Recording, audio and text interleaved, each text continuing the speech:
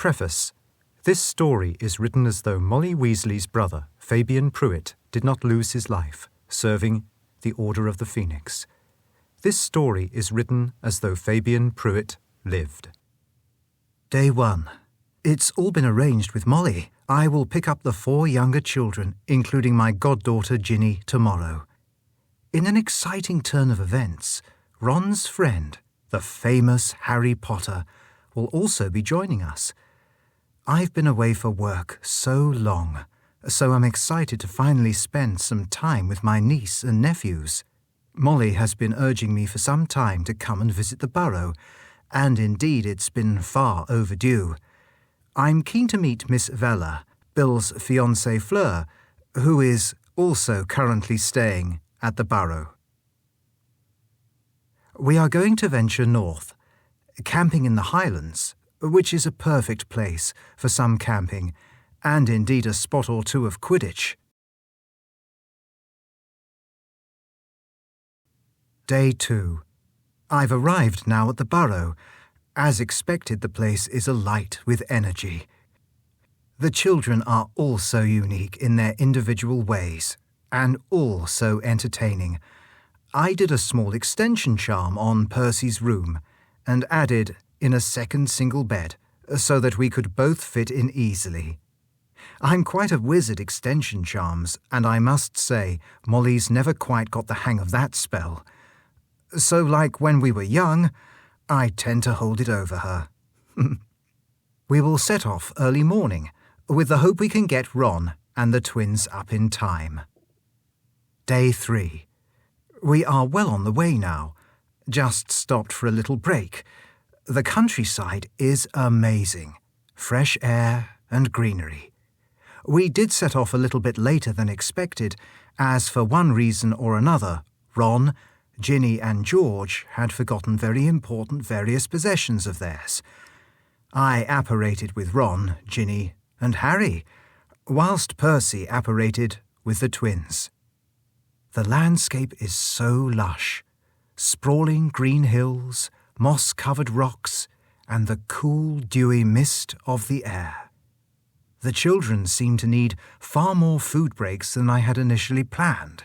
But listen, it's been a while, so I'm relearning. As I pen this down, the children are setting up the tents. Day 4. The boys were keen to know more about my new tattoos on my upper arm. I recently got a beautiful outline of the legendary sword of Gryffindor that sits just below the Quidditch rings that I got years earlier. We've spent most of the last 2 days in the air on our broomsticks. I think 5 games in all. The second game lasted the longest as Harry couldn't quite hone in on the snitch. Ginny played in the first game, but then has joined Hermione on the grass below us for the remainder of the games. Day 5. The most bizarre thing happened, but I'm so glad that I was able to bring things back into order. Ron, Harry, Ginny, Hermione, Percy and I decided to take a walk. We left Fred and George in our tents as they were absorbed in a game of exploding snap.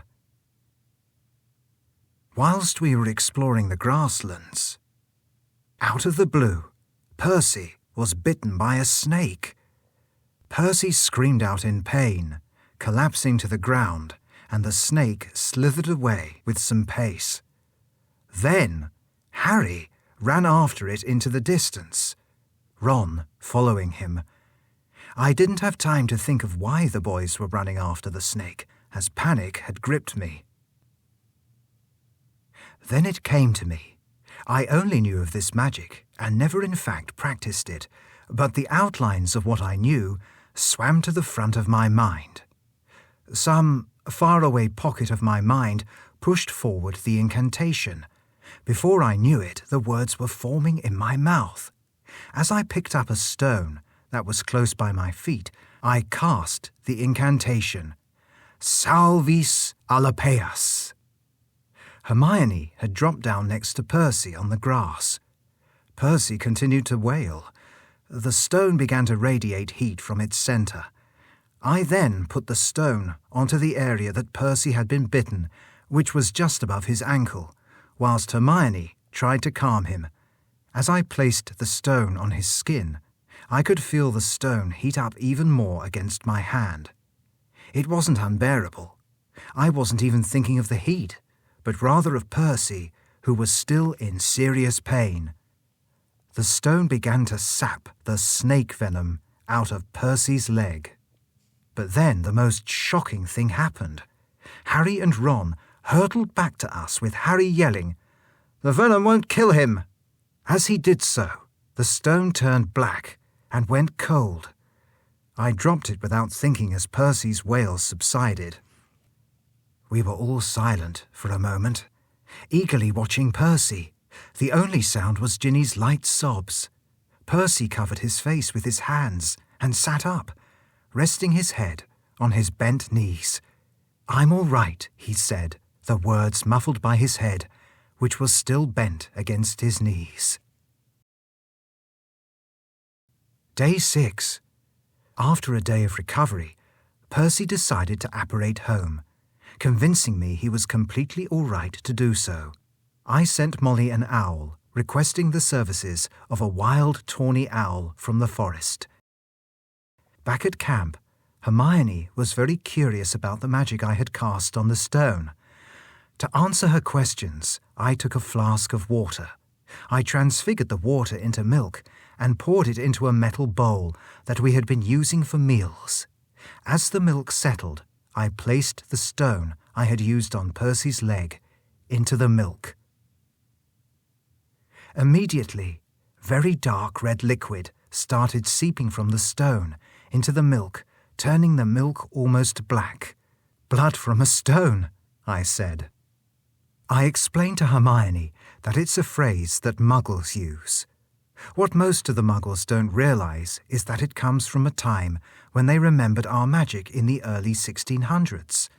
Before the International Wizarding Secrecy Act, it's likely many Muggles were saved from snake bites by wizarding folk using the same magic surrounding the stone. Ron also explained that Harry had bellowed at the snake in Parseltongue. Harry had not only reprimanded the snake, but also spoke to the snake to find out how bad the situation was. The snake had told Harry that his venom would paralyze and not kill the human it had bitten. Harry demanded that the snake never go near another human again. From what I can tell, Harry believes it will honor this command.